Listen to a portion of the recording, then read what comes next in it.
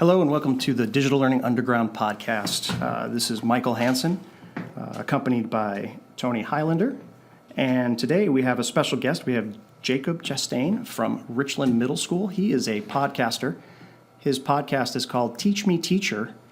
He's had it up, I believe, his second season, doing extremely well with a large audience.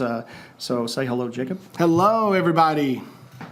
So, Jacob, how many listeners do you have? Well, at first, what's funny about that is it took a long time for me to figure out how to track podcast listeners, because on iTunes, they don't actually give you direct feedback, because iTunes is just reading your feed from your website. Mm-hmm. So it took me forever to actually figure out how to do that, but eventually I did.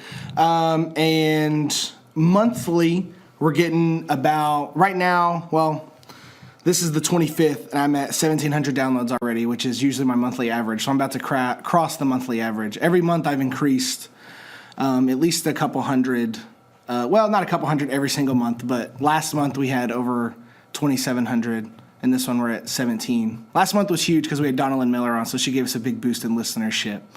But yeah, we're getting closer to the 2,000 mark being the norm, so it's rising. That's a pretty good success. Could you imagine that when you started? No, well, I mean, not really, because the original idea of the podcast was just to, you go to these meetings every month, right, with all the teachers, and usually they have a highlighted teacher or whatever, and they'll show us a lesson or something cool they're doing. Mm-hmm. And I was like, God, there's a lot of cool teachers at RMS. Mm-hmm.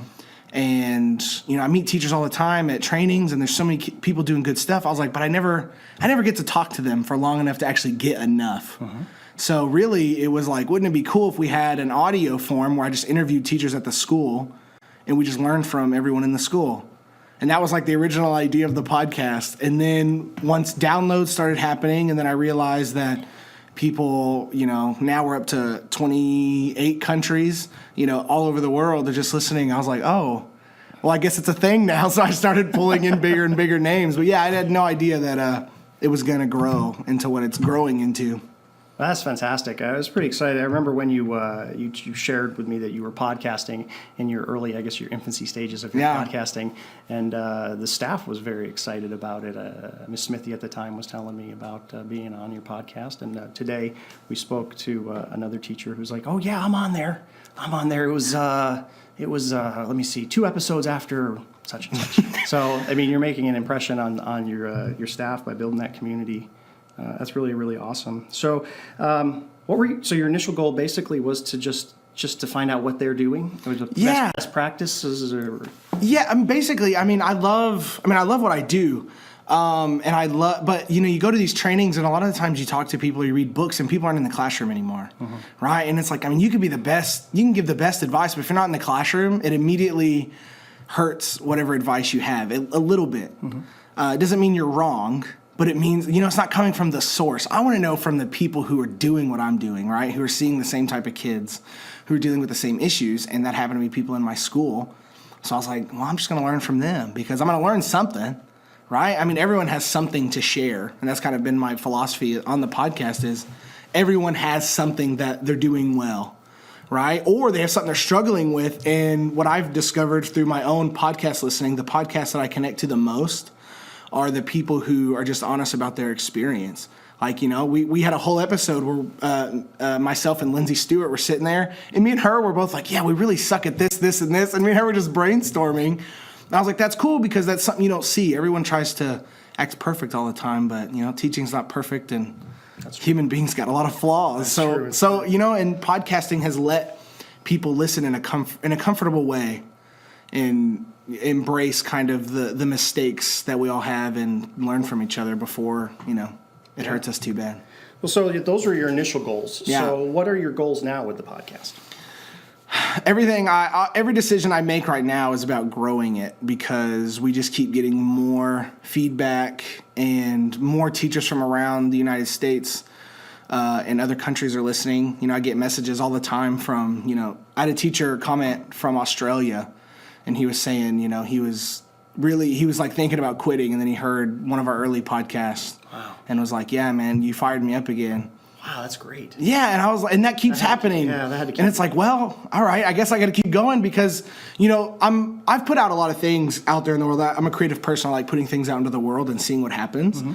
And the fact that the response has been so overwhelmingly positive, and there's growth happening. It's not a stagnant. And I really haven't put anything into it. It's just me doing the podcast, and it's just sharing organically. Like I haven't done any huge advertisement campaigns.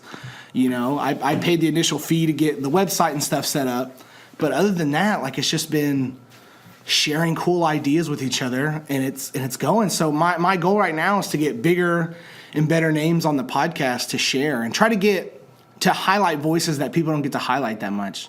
Because, I could spend all day getting people who've published books on here, but I really want to reach out to the underground people and be like, let them have their voice. Because most teachers, are super shy about talking about what they do, right? They can stand up in front of kids all day, but the moment they stand up in front of adults, like things change. Right. So I'm trying to highlight them, and really my goal is like I just want to empower teachers because teachers are so we're beat down by so many different things.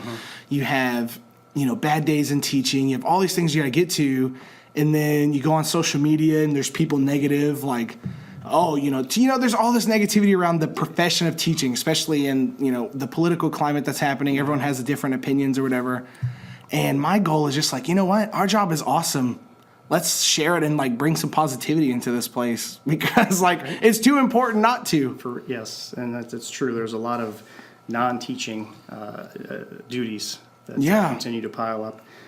So what are two of your favorite episodes that you've done? Oh man, there's so many. My favorite episode I've ever done was with Donalyn Miller. She's my guru in the sense that 3 years ago, I was teaching my class like any, like what a lot of teachers teach their class. We just do a couple worksheets, whatever. And I was, we weren't really reading books that often, in a reading class. And, our reading specialist here, Kate Nelson, she showed me The Book Whisperer. I read it in like a whole day and just gobbled it up. And then I changed my class like that week. Like I went and reformatted my class. We started reading books more and doing independent reading program. And I saw the success. And last year, our STAR scores here, we were one of the only middle schools that went up for sixth grade reading STAR scores. Most everyone, the trend was down. So being able to sit down with her, she actually came to my house in the summer because we contacted her and I was like, hey, we do this podcast, and she only lives in Colleyville. So she came to my house, we hung out for like 2 hours, did this huge podcast episode, super brilliant woman. That one's definitely probably one of my all-time favorites. My other one that I really loved was our season finale of season 1.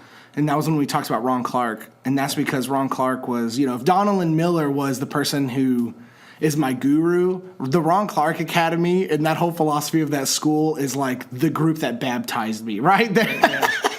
They completely changed the way I look at education. I was like, that's what we need to be doing. That's Mecca for me, is Ron Clark and their whole philosophy of how they do things. And it was fun doing that podcast because that's attracted other teachers who like the Ron Clark experience or go there and come back and they want to talk about it. And now they can listen to a podcast where myself, Lindsay Stewart, Chris Cruz, and Malin Bannister, we all sat down together and just talked about our experience. And that's led us to have other conversations with other teachers about the Ron Clark Academy. So those 2 episodes, those are also my 2 magnet episodes that brings everyone to the podcast. So if you have 2 episodes you'd like people to check out, those are the 2. Oh, yeah. And, if you're an ELA teacher, you have to listen to Donalyn Miller. Especially, that's she was our speaker here in BISD. And so if you're not on the Donalyn Miller train, you have to be there. And the Ron Clark train is definitely, there's a lot you can learn from that podcast. For BISD people, we also interviewed Dr. Clark, so that's on there too. If you want to get inside, if you want to get inside her brain and how she thinks about curriculum, that was eye opening for me too, and that was pretty early in season 1 when I was able to get her on the podcast. That's impressive. I have to listen to that one. I didn't see that on the list. Yeah, that one was fun. Cool. So we've got listeners that are out there that podcasts are new. They may be listening to this through YouTube, or maybe it's a link to a Google Classroom or something, and aren't familiar with the broadcasting system for podcasting. So if someone says, "Hey, you know what? I want to do something like that. How does someone get started in that? Okay. If you want to do podcasting right, you need to have a website or you need to pay for, there's two ways you can do it. You can have a website where you upload your own media files, and then it's kind of like uploading a blog. There's an RSS feed. Mm-hmm. You have RSS feeds for your podcast posts. And what you do is you submit. There's a submit on iTunes where you can literally submit. If you Google submit podcast to iTunes, you give them your RSS feed. They check everything, make sure it's good, and then they start reading your website, every hour or so to make sure, or not every hour, but however often they do it, and that's how it gets on iTunes. So you don't actually upload anything to these other websites like Android or anything like that. It's just they read your website, basically. And you can only do that. You can't do it on like free websites like Weebly or Wix or something like that. It has to be paid because because a lot of them, they know people want to do that, so they put restrictions on there. If you find one, good for you. There might be one out there, but I couldn't find one. So I went ahead and paid for the actual website, my domain name, and all that stuff. But there's also podcasting hosting sites where you can just upload directly to those. And you can also do it that way if you don't want to run a website, if that's a little too scary for you. But the best way to do it, I use Blueberry, which is Blubrry. And on WordPress, if you're going to run a WordPress site, on my WordPress site, I just plugged in all my podcasting stuff, and it does it all for me. So there's no coding, there's nothing. I literally upload a file, and it all just kind of works out. And I get my statistics through their website as well. And that's how I was tracking my downloads and my listens across the globe. Excellent. So, someplace to host, basically, to host your files. Yes. Yeah. It isn't free. Yeah, it's not free. You can get deals.